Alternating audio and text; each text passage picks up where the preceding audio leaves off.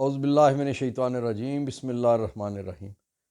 السلام علیکم ناظرین، میں ہوں فاروق اوان ایڈوکیٹ اور آپ ہمارا یوٹیوب چینل ملاحظہ فرما رہے ہیں۔ آپ سے گزارش ہے کہ ہمارے چینل کو اگر آپ نے سبسکرائب نہیں کیا تو سبسکرائب کر لیجئے اور لائک بھی کیجئے، شیئر بھی کیجئے اور اپنی رائے سے، اپنے کمنٹس کے ذریعے سے ہمیں ضرور بتائیے کہ آپ ہمارے پروگرام میں کیا بہتری چاہتے ہیں۔ ناظرین، اس سے پہلے ہم اکثر قانونی اور پولیٹیکل اور اس نوعیت کے ایشوز پہ بات کرتے رہے ہیں۔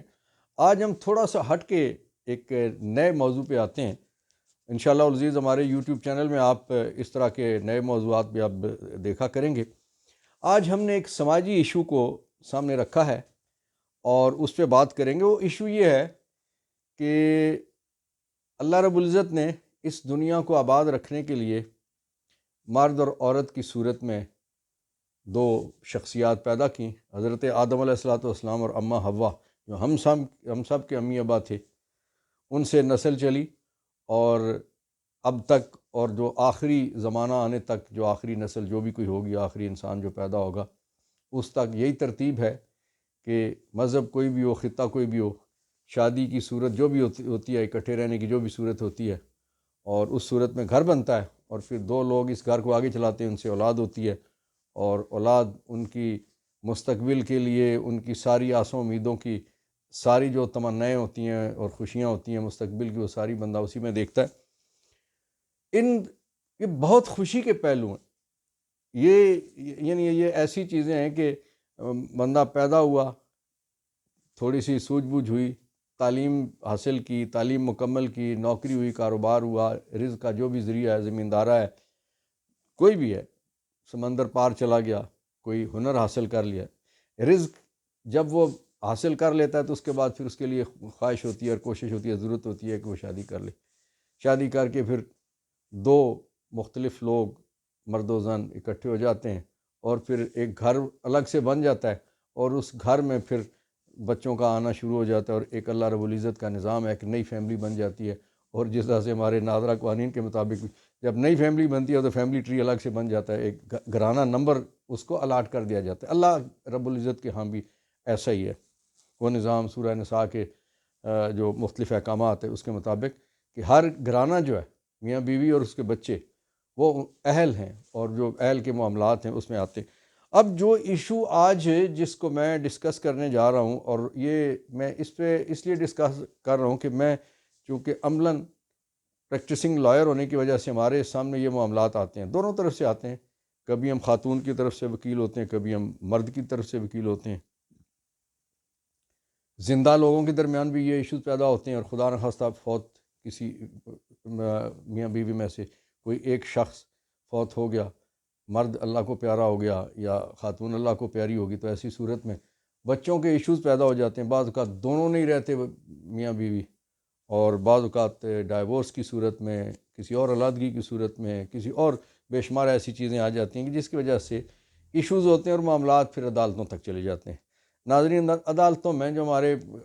فیملی قوانین اور گارڈین کے جو ہمارے قوانین ہیں، اس کے مطابق دفعہ 25 ہے گارڈین اینڈ وارڈز ایکٹ، اس کے مطابق حضانت کے لیے لوگ جاتے ہیں، اور پھر اس میں دفعہ 25 کے علاوہ ایک دفعہ 12 ہے کہ جس کے مطابق انٹرم کسٹڈی مل جاتی ہے، حضانت ملتی ہے۔ اس کے علاوہ بچے بعض اوقات کبھی ماں چھین کے لے گئی، کبھی باپ چھین کے لے گیا، کبھی کوئی رشتہ دار چھین کے لے گیا، نانی نانا دادی دادا۔ معاملات خراب جب ہوتے ہیں تو اس طرح کی چیزیں ہوتی ہیں، ایف آئی آریں بھی ہوتی ہیں، پرچے بھی ہوتے ہیں اور مقدمات بھی ہوتے ہیں۔ تو پھر اس میں سی آر پی سی میں ایک ہیبیس کارپس کی رٹ ہے، جسے جو سیکشن 491 سی آر پی سی جس کو ڈیل کرتی ہے، اس کے مطابق جو بھی ایگریوڈ ہے اس بچے کی ریکوری کے لیے سیشن کورٹ میں ایک پٹیشن دائر کرتا ہے، اور اس پٹیشن کے ذریعے سے مقامی ایس ایچ او، اس تھانے کا جو بھی نزدیکی تھانہ ہے جو جائے وقوع ہے، اس ایس ایچ او کی ڈیوٹی لگتی ہے، اور پھر وہ بچے کو یا بچی کو یا جو بھی شخصیت ہے اس کو ریکور کر کے کورٹ میں پیش کرتے ہیں۔ یہ جو ہیبیس کارپس ہے، یہ لیٹن ورڈ ہے، اردو میں اس کو جب ہم کہیں گے تو اس کو کہتے ہیں کہ حاضر لاؤ۔ یہ عدالتی حکم ہوتا ہے بندے کو پروڈیوس کرنے کے لیے، اس ڈیٹنیو کو، اور اس جو مغبیہ یا اغوا شدہ بچہ، بچی یا شخص یا مرد عورت کوئی بھی ہے۔ ناظرین، جو بچوں کے معاملات میں جب علیحدگی ہو جاتی ہے تو بڑے تلخ ہم بات کرتے ہیں، عدالتوں میں ہم دیکھتے ہیں کہ بعض کیسز میں ماؤں سے بچے لے کے بچوں کی بیٹرمنٹ کے لیے، ان کی ویلفیئر کے لیے والدین کو والد کو دیے جاتے ہیں، اور اکثر یہ ہوتا ہے کہ بچے اگر والد کے پاس ہیں تو وہ ماں کی طرف چلے جاتے ہیں،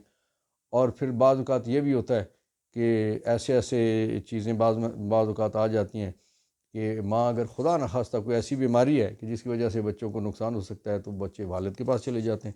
یا خدا نخواستہ والد میں کوئی ایسا معاملہ ہے، علیحدگی ہو گیا، زیادہ تر علیحدگی میں کیسز ہوتے ہیں، پھر لوگ نارکاٹکس میں اور قتل کے مقدمات میں لوگ چلے جاتے ہیں، جیلوں میں چلے جاتے ہیں، اور رشتہ داریاں ہوتے ہیں، آپس میں قتل مقاتلہ ہوتا ہے، یہاں سے بھی ڈسپیوٹس رائز ہوتے ہیں، اور پھر عدالت تک معاملات، اور پھر اس سارے کا جو اثر ہے بچوں پہ بہت برے انداز سے پڑتا ہے۔ جب یہ معاملہ آ جاتا ہے کہ بچے ایک پیرنٹس میں سے ایک شخص سے دور ہو گئے، یا ماں سے دور ہو گئے یا باپ سے دور ہو گئے، تو اس صورت میں جس شخص یا شخصیت کے پاس بچے ہوتے ہیں، ایک بچہ ہے، دو ہیں، چار چار بھی ہوتے ہیں، تو وہ ایک جو ہمارا سماجی جو ایک کہنا چاہیے کہ ایک نقص ہے ہمارے اندر کہ باپ کے پاس ہیں تو وہ بچوں کو ماں کے خلاف بھڑکائے گا، اور اگر ماں کے پاس ہیں یعنی نلیال والوں کے پاس ہیں تو وہ ددیال والوں کو دشمن بچوں کا ظاہر کریں گے، اور اگر ددیال والوں دادی دادا کے پاس ہیں تو وہ کہیں گے نانی نانا بہت برے ہیں۔ اچھا، یہاں یاد رکھنے والی جو چیز ہے وہ یہ ہے کہ قانون صرف یہ والا قانون نہیں، اللہ کا قانون کیا کہتا ہے کہ جو ویلفیئر آف دی چائلڈ، وہ جو بچہ ہے، بچی ہے یا زیادہ ہیں، ان کی ویلفیئر، ان کی بہتری سب سے پرائم کنسیڈریشن ہوتی ہے۔ اللہ رب العزت نے قرآن کریم میں بے شمار مقامات پہ ارشادات فرمائے، اور قرآن کریم کے علاوہ نبی پاک صلی اللہ علیہ وسلم کے جو ارشادات ہیں، مثلا فیملی کے حوالے سے دیکھیں نا، میاں ہے،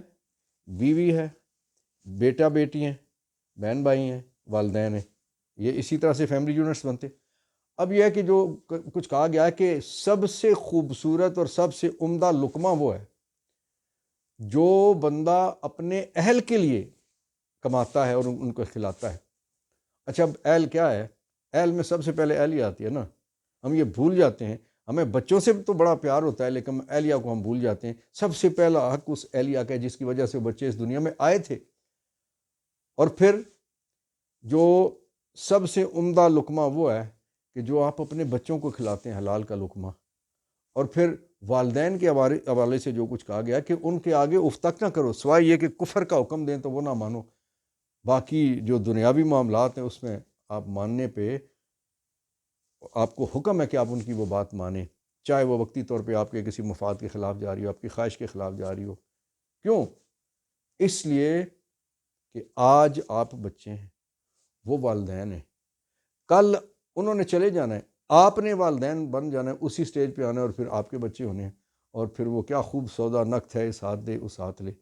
کہ آج اگر آپ جو بوئیں گے کل آپ کو وہ کاٹنا پڑے گا۔ آج جس طرح کا رویہ اور طرز عمل آپ رکھیں گے اسی طرح سے جواباً آپ کے ساتھ وہ رویہ اور طرز عمل ہوگا۔ اب جو یہاں گزارش جو سننے والوں سے کرنی ہے وہ یہ ہے کہ جب بھی آپ کوئی سائیڈ ہو سکتے ہیں، خاتون ہو سکتے ہیں، مرد ہو سکتے ہیں، نانا نانی ہو سکتے ہیں، دادا دادی، خالہ پھوپھی، ماموں چچا تایا، کوئی بھی ہو سکتے ہیں، کہ جب آپ کے پاس اگر بچے ہیں تو یاد رکھنے والی بات یہ ہے کہ آپ آخری شخصیت نہیں ہے جو ان کے وارث ہیں، یا آپ آخری شخصیت نہیں ہے کہ جو ان کی حفاظت کر سکتے ہیں۔ اللہ نہ کرے آپ کل چل بستے ہیں تو یہی بچے اٹھا کے پھر دوسرے فریق کو چلے جائیں گے، تو پھر کیا ہوگا؟ جو آپ نے اپنی شخصیت نقش کر دی ہے اپنے ان افعال کے ذریعے سے، اپنے ان ارشادات کے ذریعے سے، گفتگو کے ذریعے سے، تانے بازی کے ذریعے سے، جملوں کے ذریعے سے، بیک بائٹنگ کے ذریعے سے، وہ بچوں کے ذہن میں نقش ہو جاتی ہے، اور بچے اس کو قطعاً نہیں۔ مجھے مثلاً اپنا یاد، بہت 4-5 سال کی عمر سے جو کسی عزیز رشتہ دار نے، خالہ نے، کسی اور ماموں نے، کسی بڑے بھائی نے، کسی اور عزیز نے جو رویہ طرز عمل رکھا وہ بالکل نقش ہے، وہ چیزیں بھولتی نہیں ہیں۔ اچھا، میں اکثر والدین کو یہ چیز سمجھانے کی کوشش کرتا ہوں، میں بے شمار ہمارے پاس معاملات آتے ہیں، گارڈین کورٹس کے، فیملی کورٹس کے، ہائی کورٹ میں آتے ہیں، سپریم کورٹ تک معاملات ہی جاتے ہیں۔ میں انہیں یہ سمجھانے کی کوشش کرتا ہوں کہ بھائی دیکھو، آج بچے چھوٹے ہیں، آپ بڑے ہیں، وہ معصوم ہیں، آپ جوان ہیں، 20-25 سال کی بات ہے، جب وہ آپ کی سٹیج پہ آ جائیں گے تو آپ بوڑھے ہو جائیں گے۔ آج ان کو آپ کی ضرورت ہے۔ ایک تو بچپنے کی وجہ سے وہ خاموش ہیں آپ کے آگے، دوسرا یہ مجبوری ہے، وہ کما نہیں سکتے۔ کل آپ ریٹائرڈ ہو جائیں گے، پینشنر ہو جائیں گے، اگر پینشن والی نوکری نہیں ہے تو بے وسیلہ ہو جائیں گے۔ وسیلہ بہت سارا بھی ہو آپ کے پاس تو بچوں کی ضرورت تو رہتی ہے نا۔ جو اپنے ظاہر ہے وہ کہتے ہیں کہ جو اپنی اولاد ہے، پوری دنیا کی اولاد وہ ایک طرف، اور اپنا بیٹی بیٹا جو ہے وہ اس کے مقابلے میں کچھ نہیں ہو سکتا۔ تو آج تاثر وہ ان میں چھوڑیں کہ وہ کل یادگار ان کے لیے معاملات بنیں۔ مثلا 3-4 ان دنوں میرے پاس ایسے معاملات ہیں کہ جس میں نے ہر ایک فریق کو، کہ بعض اوقات اس میں خاتون کی طرف سے بھی ہیں اور مرد کی طرف سے بھی، میں انہیں یہ کہتا ہوں کہ یار آپ کے بچے جب آپ کے گھر میں ہوتے ہیں تو آپ بچوں کی ہر خواہش پوری کرنے کی کوشش کرتے ہو، انہیں کوشش کرتے ہو کہ اچھے سے اچھا پہنایا جائے، کھلایا جائے، اچھے اسکول میں صاف ستھرے کپڑوں میں بھیجا جائے۔ لیکن جیسے ہی علادگی ہوتی ہے، بچے ماں کے پاس چلے گئے، آپ کمیونگی شروع کر دیتے ہو کہ خرچہ نہیں دینا جی، انٹل اینڈ انلیس کہ وہ بیچاری جا کے تو دعویٰ اس نے کرنا ہے اور عدالت کے ذریعے سے اس نے خرچہ لینا ہے۔ اچھا، پھر خرچہ دیتے ہوئے آپ اتنی کمیونگی کا اظہار کرتے ہو کہ وہ کھینچ کھانچ کے کہ اس کو پیسے پورے نہ ملیں، ڈیلے کر کے ملیں کبھی نہ ملیں۔ یہ آپ کیوں نہیں خیال کرتے کہ آپ اس کے وارث ہو تو وہ آپ کا وارث ہے، جو آپ کی جائیداد ہے۔ ظاہر ہے مکتبہ فکر میں تھوڑا سا اس طرح سے اہل تشیع کا ہو تو بیٹی کا زیادہ معاملہ بن جاتا ہے، اور اہل سنت کا جو ہے، حنفیوں کا یا مالکی شافعی حنبلی، ان سب کا ایک جیسا ہے کہ ان کا بیٹے کے 2 حصے ہیں اور بیٹی کا 1 ہے۔